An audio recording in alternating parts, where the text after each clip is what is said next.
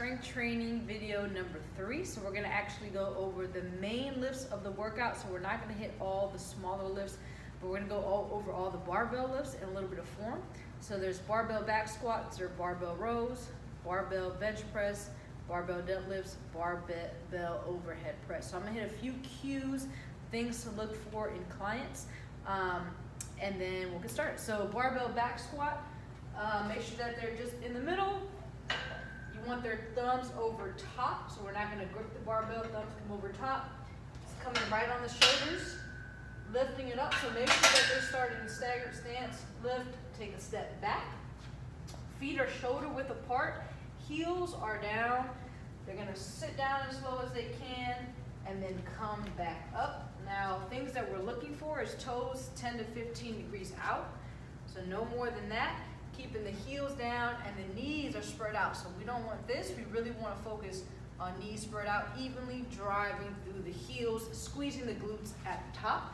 Another thing I see is a lot of people when they walk in back into re-rack, they start bending over. Make sure that they get back until they hear that click and then slightly bend down. So they're not bending over to try to reach for it. So that's the first one, barbell back squat. Next, we'll go over barbell overhead press just because it's already racked. So hands are going to be about shoulder width apart, so everybody's going to look a little bit different depending on how wide their shoulders are. They want to come into a front rack position, so they want to reach up under the bar. The only thing that's gripping is the fingertips.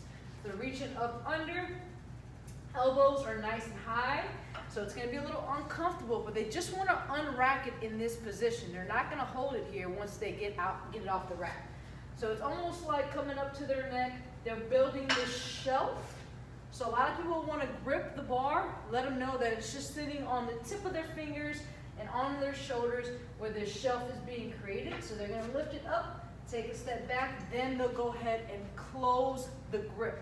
So this is what it looks like from the front position. The grip is closed. Elbows are underneath the wrist, so they're not too far wide, they're not too far in, so make sure those elbows are underneath the wrist. They're gonna press straight up, extend at the top, back down to the chest. So side view, make sure that when they're pressing up, that their head is poking through at the top. So they don't stop here, they fully extend at the top, poke that head through, back down to the chest. To re-rack it, create that rack position again, create that shelf, walk it all the way in, so you hear that click, and drop down. What I don't want to see is that unracking by trying to carry it on and off the bar. That's going to create a lot of tension on the shoulder. If there's weight on here, easy way to get injured. So that's the next one.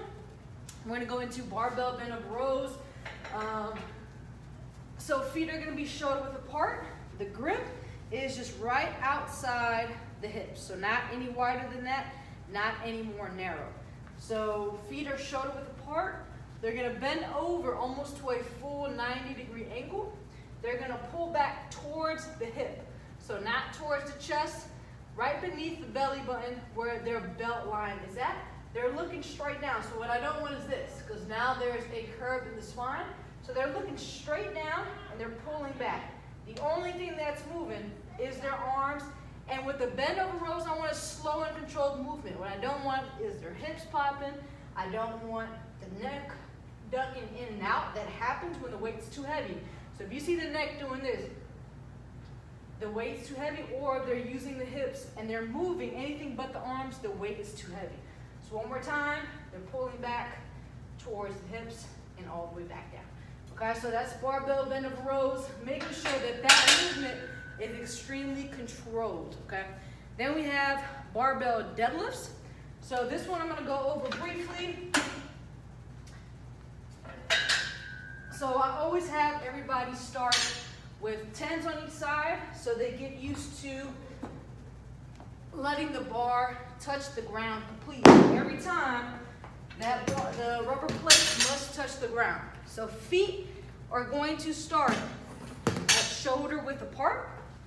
And before you start explaining, let them know the difference between a squat and a deadlift. So a deadlift is a hinge in the hip, or for client terms, it's bending over, okay? So it's bending over, the chest is coming down towards the ground, okay? So that's bending over, that's a hinge. A squat, you're bending at the knees and your chest is staying upright, okay? So that is the difference between a squat and a deadlift. A squat hits the quads a lot more, where the deadlifts focus on the backside, the hamstrings, the glutes, the lower back, the upper back, even down to the calves. So the first thing they want to do is make sure that their shins are touching the bar when they start. Shins must be touching the bar. Any further than that, they're in the wrong position. Shins are touching the bar, feet are about shoulder width, maybe a little bit wider if they have really tight hamstrings.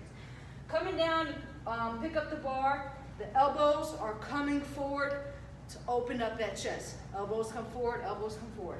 So elbows come forward, they're driving through the heels, they're just gonna pick it up, okay? Make sure that those shoulders are rolled back.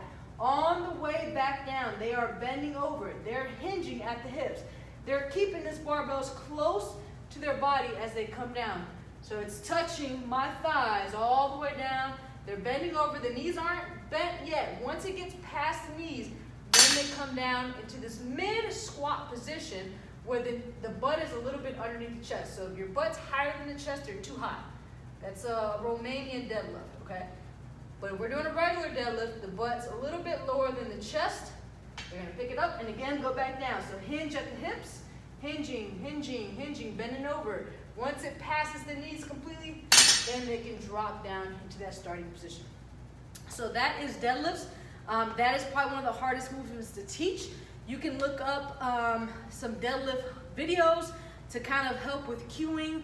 You're going to have to talk to different clients in different ways in order to get to understand the movement. Some people pick it up quickly. Some people, no matter what words you use, it's almost impossible. So that's going to be the biggest one you want to kind of practice. And then the last movement we're going to do is the bench press.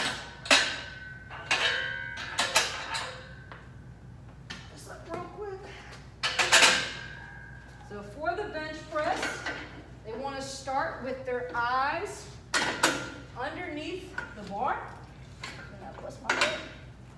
Okay, so their hands are going to be a little bit wider than shoulder width. We don't want to go too wide, so a little bit wider than shoulder width. Okay.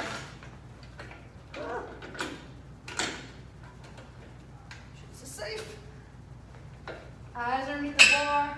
We want to make sure the knuckles stay up. So I know it's hard to see in the video, but we don't want the wrist to break. So knuckles stay up. It's coming right to the nipple, pressing back up, then racking. So I'm going to show you guys from this position.